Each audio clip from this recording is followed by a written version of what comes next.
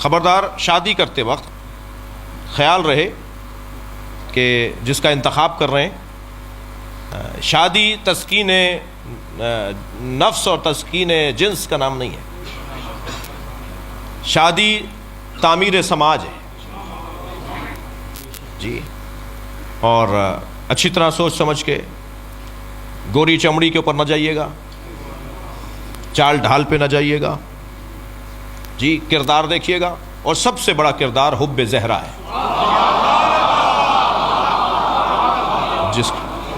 جس کے دل میں اہل بیت کی محبت، پہلا معیار یہ ہونا چاہیے. اب اپنے آپ کو تسلی دے رہے تھے، مولانا میں شیعہ کر لوں گا، کیا معلوم تمہیں سنی کر دے وہ.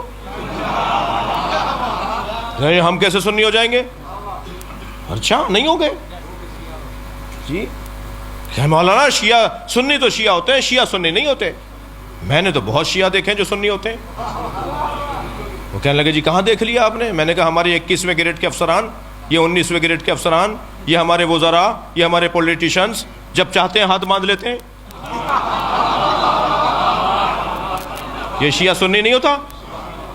پیسے کی خاطر، دنیا کی خاطر، کرسی کی خاطر. دو لوگوں کو تو مولا علی کا نام ہی نہیں لینا چاہیے، ایک بزدل کو، ایک کنجوس کو.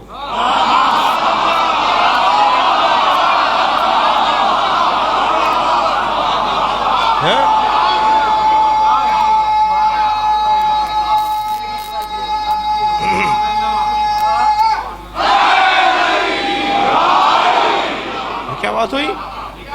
یہ کیا بات ہوئی؟ پیسے کی خاطر ہاتھ باندھ لیے، کرسی کی خاطر ہاتھ باندھ لیے. مجھے وہ سنی بڑا اچھا لگتا ہے جو لاکھوں شیعوں میں کربلا میں ہاتھ باندھ کے نماز پڑھ رہا ہوتا ہے. واللہ مجھے وہ سنی بڑا پیارا لگتا ہے جو مشہد مقدس میں امام رضا کے حرم میں لاکھوں شیعوں میں ہاتھ باندھ کے نماز پڑھتا ہے. وہ ہاتھ باندھ کر بتاتا ہے کہ میں نے جو دین سمجھا ہے اس پر عمل کر رہا ہوں. اور دوسرا پیغام یہ دیتا ہے شیعوں سے ڈرا نہیں کرو، یہ مارتے نہیں ہیں، اسے کوئی خوف نہیں ہوتا، وہ لاکھوں شیعوں میں ہاتھ باندھ کے نماز پڑھ رہا ہوتا ہے. مجھے وہ سنی بہت اچھا لگتا ہے، مگر وہ شیعہ بہت برا لگتا ہے جو خاندانی شیعہ ہے مگر جی وہ کرسی بچانی ہے. تمہیں کیا پشیمانی ہے مولا علی کا نام لینے سے؟ تم علی ولیہ پڑھ کر پشیمان ہو، نادم ہو؟ دور بدل گیا. وہ دور بھی نہیں تھا، میں اس کا بھی قائل نہیں ہوں. وہ دور بھی نہیں تھا اس طرح کی حرکتوں کا. اچھا جو زیادہ باتیں کرتے ہیں نا کہ تقیہ نہیں کرنا چاہیے، خود جب کسی ایسے منزل پر جاتے ہیں تو یا تو دائیں بائیں ہو جائیں گے یا ہاتھ باندھ لیں گے. فخر کے ساتھ ہاتھ کھولو، تم امام جعفر صادق کے چاہنے والے ہو.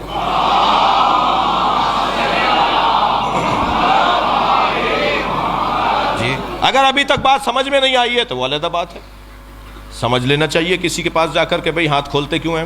ایک بہت بڑے سیاستدان ہیں، شیعہ ہیں، خاندانی شیعہ ہیں، دادا پردادا سے شیعہ ہیں، وزیر بھی رہے، پاکستان کی کئی پوسٹوں پہ وزارتوں میں رہے. پچھلے دنوں انہوں نے مجھ سے کہا کہ جی میں سجدہ نہیں رکھتا،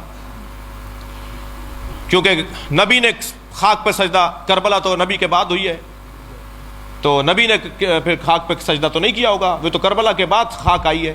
میں نے کہا یہی آپ کی غلط فہمی ہے. اور اچھا اس ٹائپ کے جو لوگ ہیں نا، ان کے مزاج میں بولنا ہے، سننا نہیں ہے. اپنے آفسوں میں بیٹھے ہوتے ہیں، اپنے ماتحتوں کے ساتھ زیادہ رہتے ہیں، تو بول بول کر ان کو اتنی عادت ہو گئی ہے کہ دوسرے بھی چپ رہتے ہیں کہ بھئی انہی کو بولنے دو، تو وہ سننے کے تو عادی نہیں ہے. تو خدا کے لیے اچھا الحمدللہ اس وقت ہماری یہ پوزیشن بھی ہے کہ پاکستان کے جنرل، پاکستان کے وزراء، پاکستان کی شخصیات، تھوڑا سا دل ان کا ہمارے اوپر آیا ہوا ہے، تو ہم بھی اپنا کام پورا کر رہے ہیں. تو وہ کہنے لگے جی میں سجدہ نہیں رکھتا. تو میں نے کہا آپ شیعہ نہیں ہیں؟ کہنے لگے شیعہ ہوں، کھلا شیعہ ہوں، عزادار ہوں، ماتمی ہوں، گھر کی عزاداری ہے، خاندانی عزادار ہوں، خاندانی شیعہ ہوں، سجدہ نہیں رکھتا. میں نے کہا کیوں نہیں رکھتے؟ کہنے لگے نبی نے کس پر کیا ہوگا سجدہ؟ میں نے کہا خاک پر. کہنے لگے کربلا تو نہیں تھی؟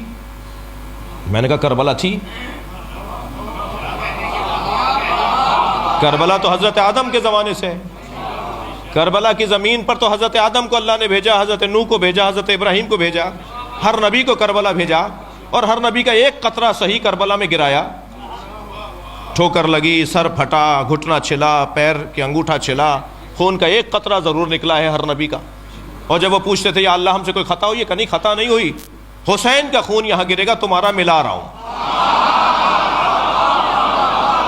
ہاں، تو پہلی بات تو یہ کلیئر رہے کہ کربلا امام حسین نے ڈھونڈی ہے، کربلا نے حسین کو نہیں ڈھونڈا ہے. کربلا پہلے سے تھی. رہ گئی بات خاک پر سر رکھنے کی، تو نبی نے خاک پہ سر رکھا. صحیح بخاری کی روایت، صحیح مسلم کی روایت، وَجُعِلَتْ لِيَ الْأَرْضُ سُجَّدًا، اللہ نے میرے لیے خاک کو سجدگاہ بنایا ہے. یہ صحیح بخاری کی روایت، صحیح مسلم کی روایت.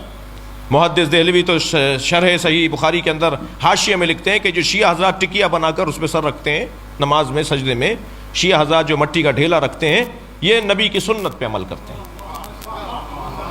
جی ہاں، صحیح بخاری کی شرح میں لکھا ہوا ہے کہ شیعہ نبی کی سنت پہ عمل کرتے ہیں. تو خاک پر سجدہ تو سرکار بھی کرتے تھے. پھر میں نے ان کو ایک مولا علی کا فرمان سنا دیا، جس کے بعد ان کا پیغام آیا کہ جی اب کلیئر ہو گیا اور اب میں سجدہ رکھا کروں گا.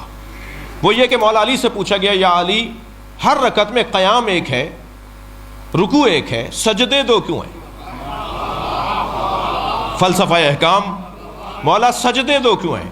تو مولا نے قرآن کی آیت پڑھی کہ سجدے دو اس لیے ہیں کہ جب تم پہلا سر سجدے میں رکھتے ہو، پہلے سجدے کے لیے سر رکھتے ہو خاک پر، تو قرآن پکار کر کہتا ہے منہا خلقناکم، تم اسی مٹی سے بنے ہو.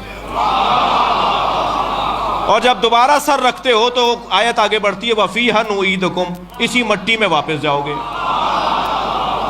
تو پہلا سجدہ تمہاری ولادت کی یاد دلاتا ہے، دوسرا سجدہ تمہاری موت کی یاد دلاتا ہے، اور دونوں سجدوں کے درمیان مختصر سا قیام ہے جسے زندگی کہا جاتا ہے.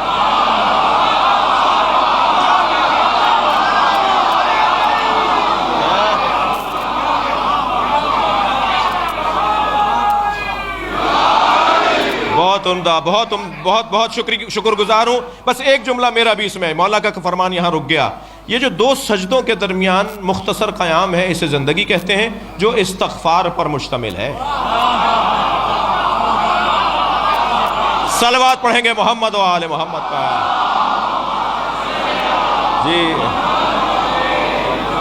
جی مولانا، پہلا سجدہ ولادت کی یاد، دوسرا سجدہ موت کی یاد. خاک پر سر رکھو گے تو یاد آئے گا مٹی سے بنے ہو. مولا علی نے فلسفہ بیان کیا، خاک پر سر رکھو گے تو یاد آئے گا مٹی میں واپس جانا ہے. دقت فرمائی آپ نے. تو بچوں سے کہہ رہا تھا کہ انتخاب کرتے وقت ذرا کہیں ایسا نہ ہو کہ برعکس ہو جائے، تم نے اپنے آپ کو دھوکہ دیا کہ میں تو شیعہ کروں. اچھا کوئی ہے اتنا ہنرمند تو حرام نہیں ہے. جی ایک سنی بچی نے ایک یونیورسٹی میں مجھ سے سوال کیا، یوم حسین کے لیے ہم گئے تھے، کہہ لیں جی آپ مولوی حضرات سنی شیعہ کی شادی کی اجازت کیوں نہیں دیتے؟ میں نے کہا تم نے یہ سوال کیوں نہیں کیا کہ پنجابی اور سندھی کی شادیاں کیوں نہیں ہوتی، پٹھانوں کی اور بلوچوں کی شادیاں کیوں نہیں ہوتی؟ اس لیے کہ ثقافتیں مختلف ہیں، رہن سہن مختلف ہے، انداز زندگی مختلف ہے. تو یہی جواب تمہارے لیے ہے. وہ ماتم کرتا ہے، یہ ماتم نہیں کرتی. وہ ہاتھ کھول کے نماز پڑھتی ہے، یہ ہاتھ باندھ کے پڑھتے ہیں. تو روزانہ کی الجھنیں، تو حرام نہیں ہے، شادی ہو سکتی ہے. اگر اتنے کارنامہ، اتنی ہمت ہے کہ تم کچھ کر جاؤ تو کوئی مسئلہ نہیں ہے، لیکن جذبات کی بنیاد پر نہیں ہونا چاہیے. تو شادی کے لیے جو سب سے اہم بات ہے وہ کف کا ہونا ہے. مولانا کف کیا ہے؟ تو ایک کونے سے آواز آئی ایک مولانا کی کہ کف کا مطلب یہ ہے کہ وہ اگر ایم اے پاس ہے تو یہ بھی ایم اے ہونے چاہیے کم سے کم. لڑکی اگر مثال کے طور پر فرض کیجئے پی ایچ ڈی ڈاکٹر ہے تو لڑکے کو بھی کم سے کم اتنا تو ہونا چاہیے، تھوڑا زیادہ ہو تو بہتر ہے. جی وہ کروڑ پتی باپ کی بیٹی ہے تو یہ بھی بہرحال اسٹیٹس، پیسہ، دولت، مکان، گاڑی، بنگلہ ایک جیسا ہونا چاہیے. یہ کف ہے. دوسرے نے کہا نہیں یہ کف نہیں ہے، کف ہے ایمان. دونوں کا ایمان اچھا ہونا چاہیے. تو میں نے مولانا سے کہا مولانا میں آپ سے بہت زیادہ متفق نہیں ہوں. دنیا میں کوئی دو آدمی تو دکھائیے جن کا ایمان ایک جیسا ہو. برابر کے ہے ہی نہیں کوئی. جی پھر تو کسی نبی کا کف نہیں تھا. کسی میں دم ہے کہیں حضرت خدیجہ، حضرت ابو ذر اور حضرت سلمان کا ایمان ایک جیسا نہیں ہے. تو ایمان ایک جیسا کیسے ہوگا؟ تو یہ مجھے اپنے آپ کو سمجھانے کے لیے تو بہت اچھا ہے، قریب تر تو آ گیا ہوں، لیکن یہ آئیڈیل بات نہیں ہے. یہ مثالی بات نہیں ہے. دنیا میں کوئی جوڑا کفر کی بنیاد پر نہیں بنا. بی بی ختیجہ پر میرے ماں باپ قربان، مگر کیا وہ نبی کے برابر تھی؟ کوئی جوڑا دنیا میں برابری کی بنیاد پر نہیں بنا. بہت دیر لگا دی ایک جملے کو کہنے میں. کوئی جوڑا برابری کی بنیاد پر نہیں بڑھا، ایک جوڑا برابری کی بنیاد.